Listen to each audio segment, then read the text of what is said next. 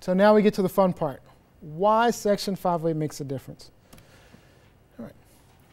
What we're going to do is do a nice little demonstration for you. We have at the top of the page an image that says NASA with the NASA logo, and it says Section 508 Technical Demonstration. And this is an image. Then we have a bunch of navigational links off to the left here. And then we have our main content, which would be a thumbs down, followed by the text non-compliant and some information on the purpose.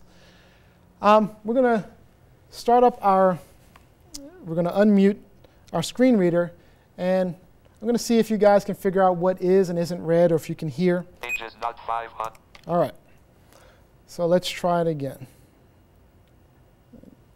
Home left parent non-dash compliant right parent visited That's link. the link I'm Home coming left from. Parent non-dash compliant right parent visited link. Page has 7 links. Visited link home left parent non-dash compliant right parent. Visited link home left parent compliant right parent visited link images demo visited link color blind demo visited link tables demo visited link multimedia demo.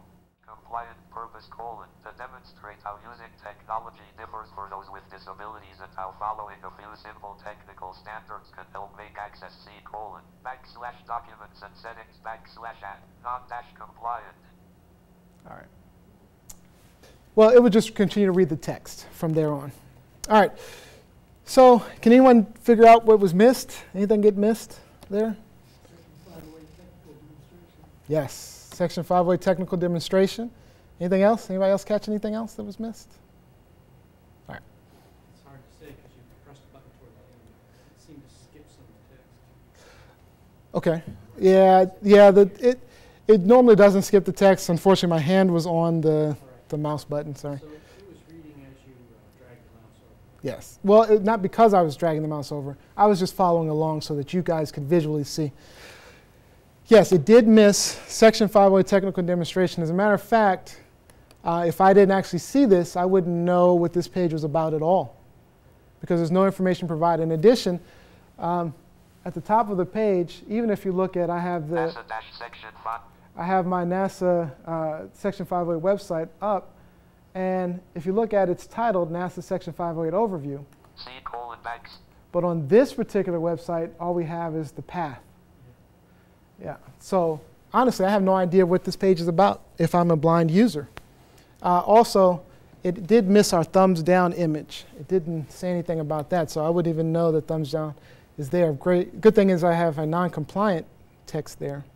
All right, so on the next page, we'll have a compliant page, and we're going to listen and see what it says, if it catches any more stuff here, or if you see anything different. NASA Section 508 Technical Demonstration. Page has 8 links. NASA Section 508 Technical Demonstration. This page link skip the content. Graphic NASA Section 508 Technical Demonstration. Visited link home left parent non-dash compliant right parent visited link home left parent compliant right parent visited link images demo visited link color blind demo visited link tables demo visited link multimedia demo graphic thumbs up compliant. This page is now fully Section 508 compliant. Let's take a look at another example of images visited link images demo. Okay. So, yes. Are there supposed to be labels on the 2 frames? Ah, good question. There are actually not 2 frames here. Oh, they're not? Yes, there are not 2 frames. It looks like it. And I did that on purpose. And I'm glad you noticed it. Because the important thing to notice is frames, although they can be easy for some people using screen readers, some assistive technologies have a lot of trouble with frames. So you can have a page look just like a frame, just using some simple styling, which is what I did here. But anybody catch? You heard the Section 508 technical demonstration. We exactly know what page we're on. Speaking of frames, we have a title here at the top, which it actually read for us. So now we know what page we're on. Like I say, every page is a single frame in itself, and it needs to be titled appropriately. We have this great thing called skip to content, which I mentioned in our technical standards. And I'm going to, let's see if we can tab to that. Skip to Shift tab. Images demo visited. Shift tab. Skip to content. This page link. Okay, so we're at the skip to content link, right? And it told me where I am. And I'm just going to hit enter, and we're going to see where it takes us. The hope is that if you were listening, those navigational links, can you imagine if we have to go to every single page and we have to listen to all the navigational links and then finally get to our main content, that could be pretty annoying. So hopefully the skip to content will work, and it'll take us directly to our main content, just like our eyes do. Enter. Skip to content. This page link. Page has 8 links. Graphic thumbs up compliant. This page is now fully section 508 compliant. Let's take a look at another example of images ... Visited link images demo. See, that's the value in the skip to content, and that's one of the technical standards. Yes. So that means a blind reader could just skip the content without reading all the table? Without reading all the information. Now, they can read the information if they choose to. They have that option, but they also have the option, just like we have with our eyes, to skip directly to the main content. We also added alternate text to our banner here, and you should see a pop-up come up that says National Section 508 Technical Demonstration. Just added some alternate text just to say what that image is. We didn't do anything with our except skipping them. We didn't do anything with our navigation links. If you look at our thumbs up, it actually said thumbs up, and there's our alternate text for thumbs up. Very simple fixes for this website.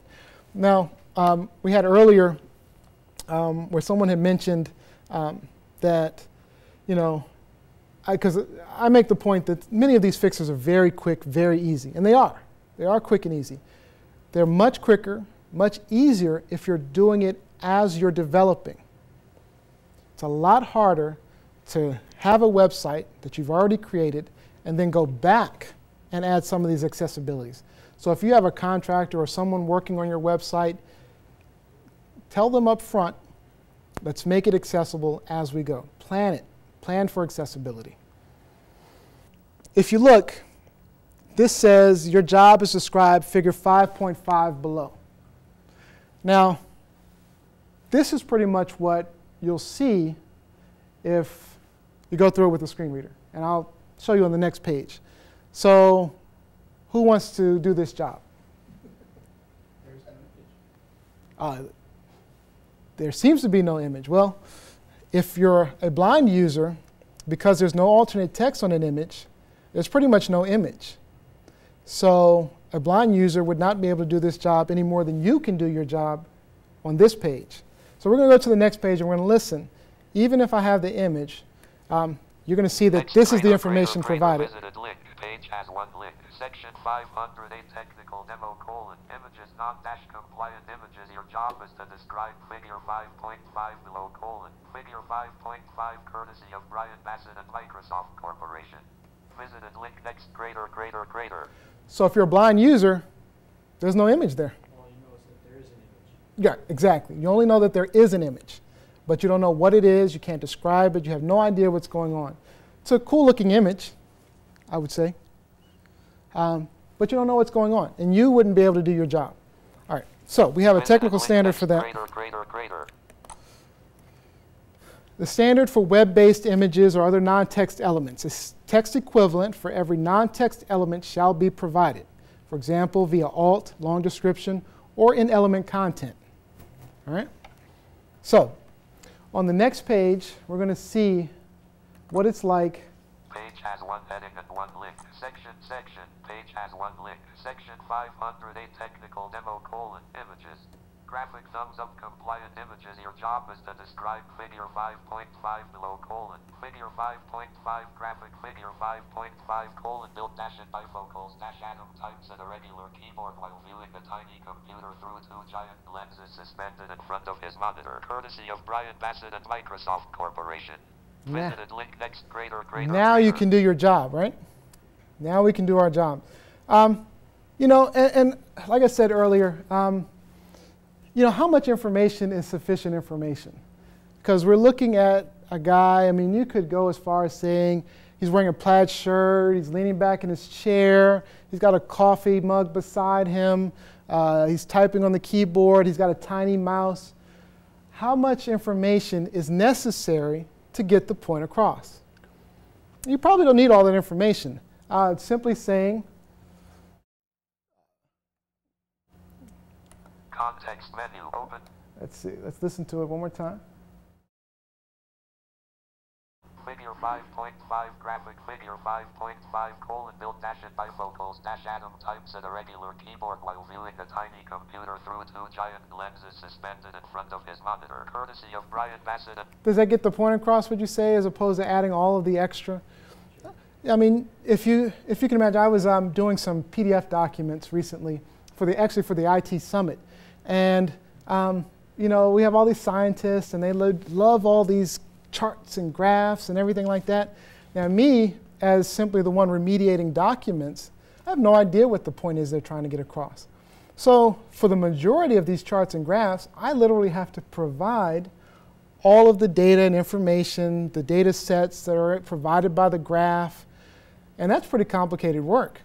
In the reality, there were a couple of slides where I could easily infer the point of what they were trying to say.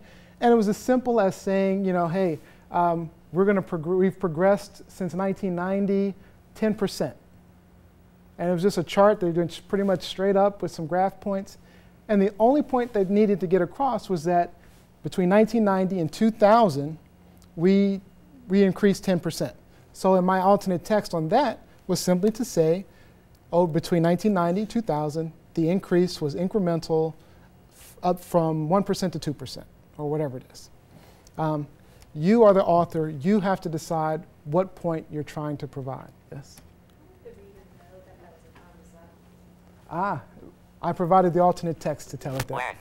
Yep, I did. So when you hover and the alt text comes up, is JAWS speaking? No. It will do it if I go to it. I can navigate through the page. Well, actually with JAWS, it's actually a lot. You can use different multiple keyboard commands. So that's the great thing about some of these softwares. You can use keyboard commands to move and navigate through. And actually, I'll show you that in action in a second. Visited link next greater. All right. Skip the content this page link. NASA section 5. All right, I'm going to turn him off for a second. All right, we have here a colorblind demo. Like I said, colorblindness is a pretty prevalent disability that people don't even realize. And a lot of people don't even say that they're colorblind. Some people may be just embarrassed that they're colorblind. And so you may not even know that someone has a disability when they do. So, showing on screen are two dotted patterned images in black and white. Select the image displaying the number 25. Excuse me, the number 45. Anybody? Okay, we've got a couple of rights, a couple of lefts. We've got you can't see anything. Some people can't see anything on the screen. So this is a demo of what a colorblind person sees, right? Exactly. Yeah, okay. This is what a colorblind person would see in this case, because they can't see. Now, what do we see if we're looking at it with color? Showing on screen are two dotted patterned images in color. Now you can see a 25 pretty clearly. You still may not be able to see the 45. Your red, green. Exactly.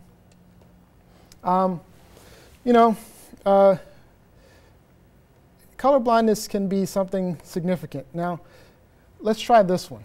Showing on screen are two buttons in black and white. You're going to press a button below. Your green button equals back to your home page. And your red button delete all your system files. Yeah. Now, who's going to take a chance of guessing that one? Okay, let's get some guesses anyway. Let's get some guesses. Let's do that. What color's on the left? Left is green. You say left is green. Any other guesses on that? Any other? Nothing. Everybody's going with green on the left. Okay. We're going to. Saved all my system files before. All right. Well, the standard for web-based color, web pages shall be designed so that all information conveyed with color is also available without color. For example, from context or markup. So context being what you see on the screen, markup being what's maybe in a tag.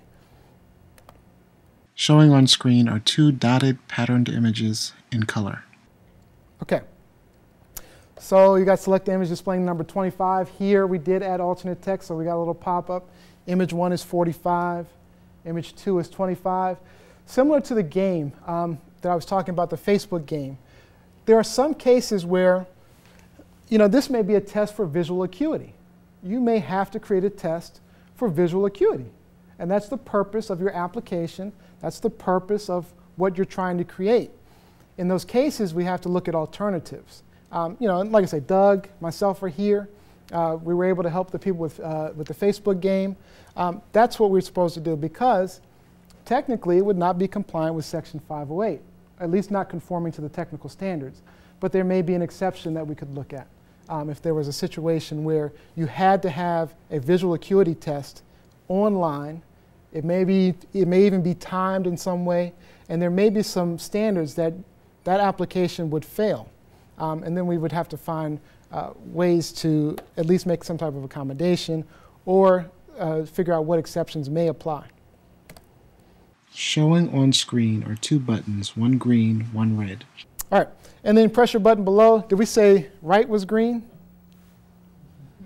No. Oh, somebody would have deleted all their system files. All right.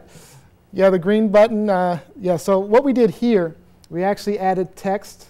We talked about context. So red button, green button, the text is actually on the button. In addition to that, we added the alternate text. If you see when we hover over it, we've got green button, red button. That's the alternate text that's in the markup. All right. Okay, now tables. Tables are tons of fun. I'm sure some people have seen some pretty complex tables. If you can imagine a screen reader or someone trying to navigate through all that information, it can be very complicated. So we're going to give you an example of that. Section 508 technical demonstration visited link home left parent non-dash compliant right parent visited link home. Okay. We're going to go to the next page, and I'm going to have you guys listen. And keep in mind, generally speaking, screen readers will read row by row, going from left to right.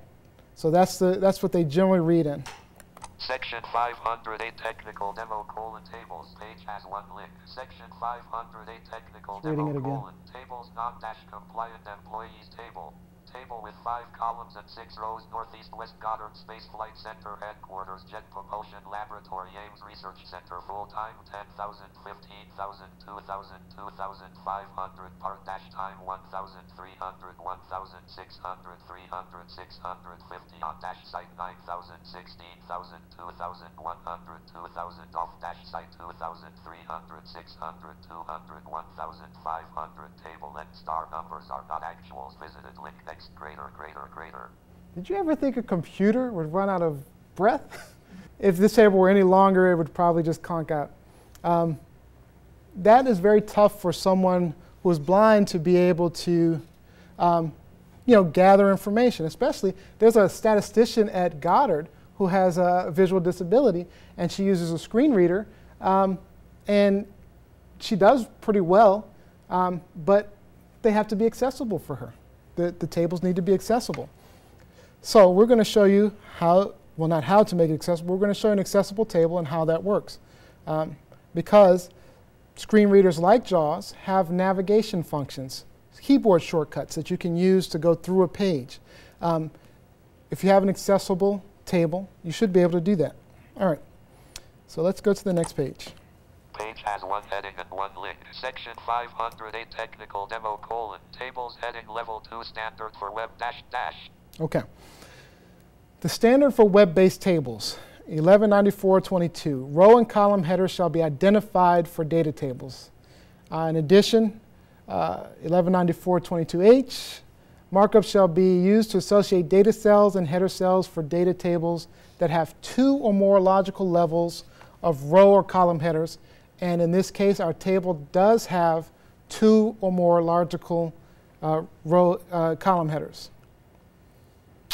All right, let's take a look. Page has one link. Section 508 technical demo employees table Northeast West Goddard Space Flight Center Headquarters Jet Propulsion Laboratory Ames I'm going to Research stop Center, it. Full-time 10,000 15,000 2,000 2,500 part-dash time 1,000.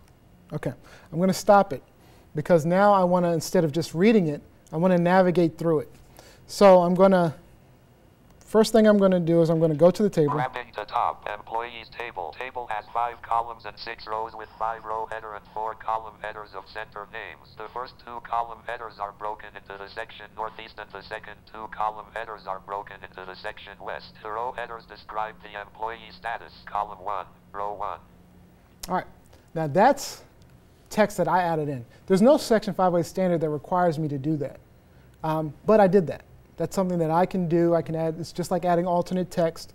I can do that, and I did in this case, because what it does, it allows for a user to now be able to get an idea of visually what it might be like. All right, but we're going to use, our goal here is when we get to data cells. Now we're going to listen to the headers, but when we get to the data cells, what we want to hear is we want to hear northeast, if we're on the full-time row, we want to hear northeast Goddard Space Flight Center. We don't want to just hear Goddard Space Flight Center. We certainly don't want to just hear full-time 10,000, because we want to associate it with the headers. That's our goal here. So hopefully we have it correct. Northeast, column 2. Okay, so we started with northeast. West, column 3. So we're at the top row. Goddard Space Flight Center. We're on the next. Space. Well, let me go back. So we're in the second row. Northeast, Goddard Space Flight Center, column 2, full-time, 10,000, row 3. Hold on. Goddard Space Flight Center, I'm pressing row too 2. many buttons, so ignore that. Let's go back. Column 1, Northeast, Goddard Space Flight Center, column 2. So we're in Goddard Space Flight Center right now. If you heard, it said Northeast Goddard Space Flight Center. So I've associated the Northeast with the lower level headers. Northeast, headquarters, column 3. Northeast headquarters. West, Jet Propulsion Laboratory, column 4. West Jet Propulsion Laboratory, and I'm going from left to right. West, Ames Research Center, column 5. Okay. Now we're going to go down to the next row. Full-time. All right, so we're on the row for full time. We're going to go across left to right. Northeast Goddard Space Flight Center, 10,000, column 2. Worked. Northeast headquarters, 15,000, column 3. West Jet Propulsion Laboratory, 2,000, column 4. West Ames Research Center, 2,500, column 5. So we know on the West Coast, Ames Research Center, 2,500. And then we're going to go down to dash time, Northeast Goddard Space Flight Center, 1,300, column 2. Northeast headquarters, 1,600, column 3. West Jet Propulsion Laboratory, 300, So you see, column 4. if I'm able to just make an accessible table, now a statistician at Goddard can now go through their statistics, their tables, and be able to get the information that they need. So, Did you have to add the scripted text to each element of the table? it's a great question. No. I was actually able to do it with some very simple markup. It's one of surprisingly simple. For your table headers, for example, there's a markup or tag. To explain HTML quickly, you have content on a page, whether it be text or something, and you actually wrap it in these tags. For each cell, it's called a TD, or table data tag, for each cell. Yeah, I see that. That's by default. All I have to do to notate my headers is instead use a TH tag. It's that simple. That's just to notate the headers. That's for standard G. All I have to do is make sure my headers, and I'm just changing it to a TH. That simple. Now, to associate the data cells with the header cells, all I have to do is add an attribute to my TH tag. There's just an attribute you add called scope. And scope equals column. And that just lets the computer know that that particular header is a column header. Then, on my rows, like full-time, I'm going to also change that to a TH tag and add an attribute called scope equals row. And programmatically, just from those two things, the computer can then figure out and associate the data cells with those header cells. You mean JAWS? Well, actually, JAWS. Any Reader? Oh, not any reader, but the information is available to them. It's based upon the markup that's provided through HTML. Yep. It's basically through the browser. So, any other questions?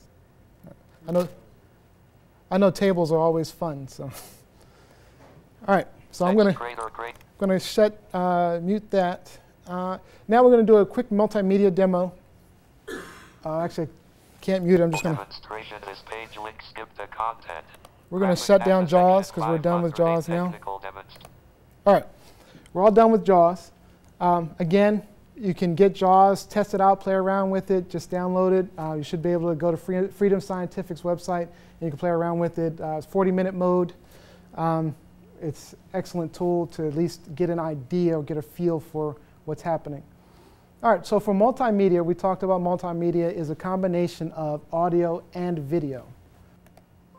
There is nothing so far removed from us to be beyond our reach, or so far hidden that we cannot discover it.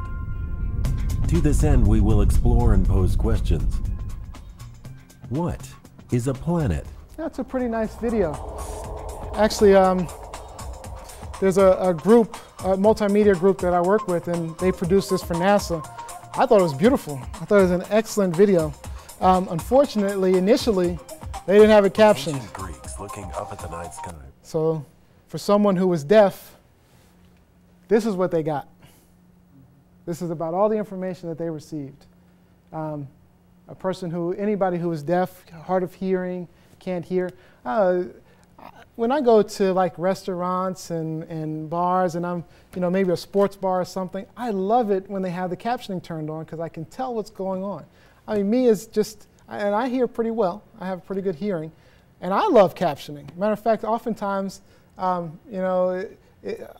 turn on captioning at home just because I just don't, if I miss something, I can just read it real quick. Captioning is fantastic. But unfortunately, someone who's deaf could not enjoy this at all. So, the technical standard for multimedia, there's one for web, 1194.22, equivalent alternatives for any multimedia presentation shall be synchronized with the presentation.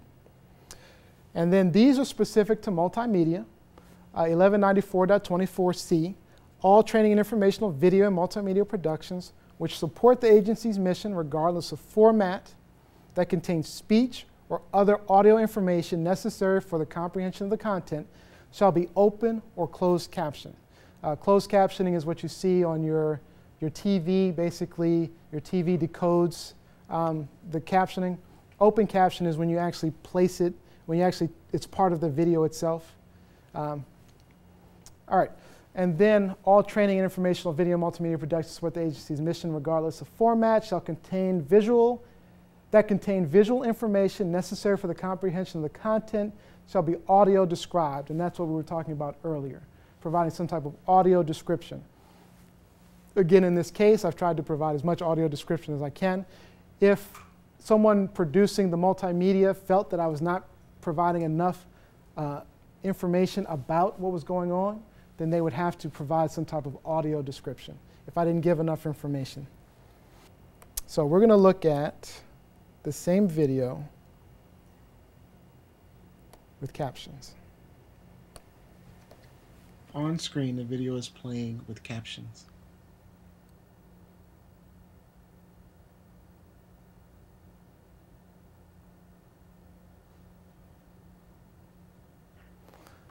I like watching some shows on television. They'll actually have, crowd cheering or, some type of music in the background. It's funny sometimes when there's music playing in the background, they'll actually have the words to the song going on at the bottom of the caption. I just think that's amazing. But now someone who is deaf can now get the information that this video is providing. And that's the importance of captioning.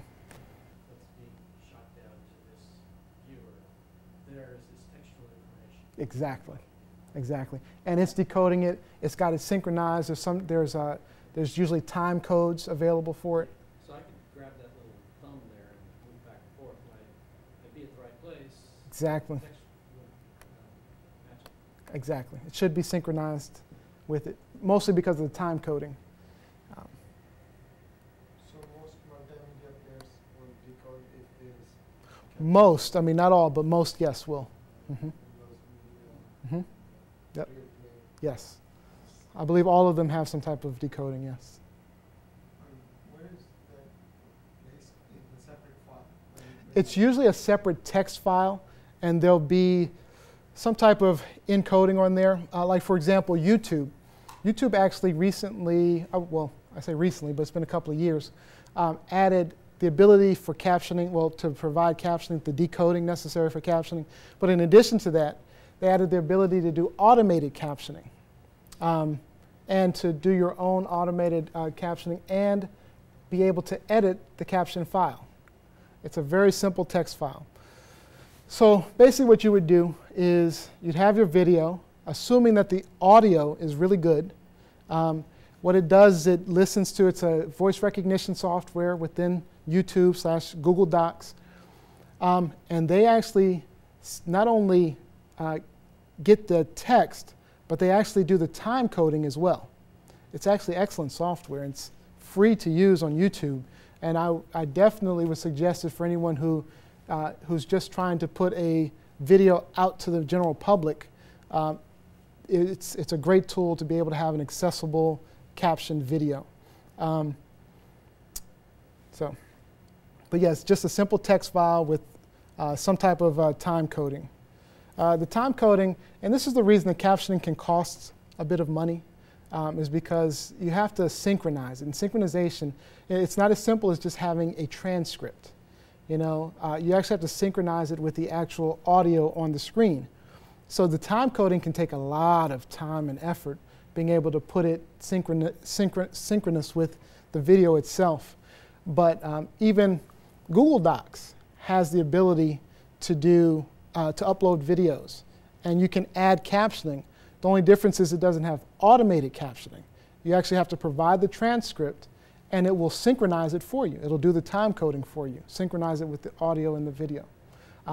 Excellent tool. That's if you wanted to share something more privately using Google Docs, or if you had a collaboration that you wanted to do. Again, unfortunately, you're doing all this on Google servers, so it would not be secure. So you want to keep that in mind. So this one, somebody actually did the synchronization. Yes. Yes. They typed in the text file. Yes. Separately and then sat down. And time coded it. Again, it takes some time. It's not always easy. There are some tools that make it easier. There are a lot of captioning tools out there. I don't have any suggestions for you, but there are a lot of captioning tools out there to make it easier. But now sometimes you have to turn it on. Sometimes you have to turn it on. It's not always going to be just readily available. Usually there'll be, especially if it's presented on the web, there'll be some type of button at the bottom that you can just, it's called CC or closed captioning, and you just click that and it should show it. In some cases, if it doesn't, please again let me know, and we'll try to address those immediately. Okay, and that's the end of this demonstration. We basically wanted to give you an idea of what it's like to be someone who may have a disability, to be on the other end, and to show you how the technical standards kind of harmonize, are used to harmonize technology with the assistive technology. So, are there any other questions? Yes. Are these documents going to be available online? Yes, we're going to make them available on section508.nasa.gov. We're actually, since with the videotape, we're going to have to caption that and take care of that. So it may be a little while before we get those posted, but they will. Doug Pearson is actually going to send out a center-wide communication on that. So you'll have that. So we'll post the slides along with the videos. That'll be for the web one that was yesterday as well? Yes, for all four of them. Yep. Thank you. Pleasure. Any other questions? When I create a content or a GUI or a website, who evaluates it to make sure it can Well, here at this center, all the centers deal with it differently. Here at this center, you probably would you have contractors working on it, or would you be working on it, or? As a contractor, I might work on a product that I would deliver, but All right. I've never been asked to make something like that 508 compliant. But if I were, what would I do? What would you do? Yeah, how would I make it 508 compliant, prove that it is? Well, here at this center, there's no particular groups set up to review and test every application. Doug will be doing regular audits. We at the agency do regular audits. So what you would do as the contractor is you would have to evaluate your application for Section 508 compliance. It's good to provide documentation that you're Section 508 compliant, such as a checklist. We do have on the website a checklist, accessibility checklist that you can use, and you just mark that off. You can provide that with when you deliver your product. If you're an application owner, I would suggest that you hold your contractors accountable, make sure it's in your contract language, make sure that they provide some type of review or testing for Section 508, just like they would do for anything else. But you can always ask for that from your contractors. Ask for that information. Has it been checked for 508? Can you show me a voluntary product accessibility template or some type of accessibility? You can do that. And you can ask me to help you. Absolutely. Make the evaluation. Yeah, that's right. And Doug will probably ask me to help you as well. Okay. So we'll all be available for you. That's what we're here for. We're here to help. Our goal today was to just bring awareness to the situation. We know we haven't been here at Ames in quite some time, so many of you may not have even heard of Section 508 before, and that's what our goal was, to make sure you understood what it was, because we have some issues that we are trying to resolve. I thank you all for coming out. If there are no other questions. Thank you.